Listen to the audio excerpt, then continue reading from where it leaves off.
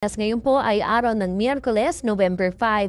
Just to give you an update, dito po sa bagyong papasok ng Philippine Area of Responsibility sa darating na Biyernes ng gabi o Sabado ng madaling araw. Ito ay si Tropical Depression Uwan. Sa ngayon, Tropical Depression pa lamang ito pero pagpasok ng PAR, inaasahang ma-develop ito sa mas malakas na bagyo at umabot sa Super Typhoon strength.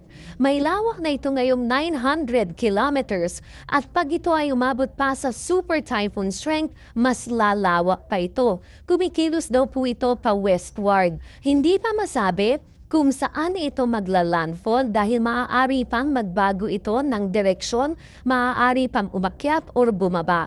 Pero ang tutumbukin nito ay ang Luzon. So kailangan mag-ingat po, binabalaan na ang mga kababayan natin sa Luzon. Maaari itong maglandfall, so far nakikita sa northern o central Luzon. Pero pag bumaba ito, southern Luzon na ang tutumbukin.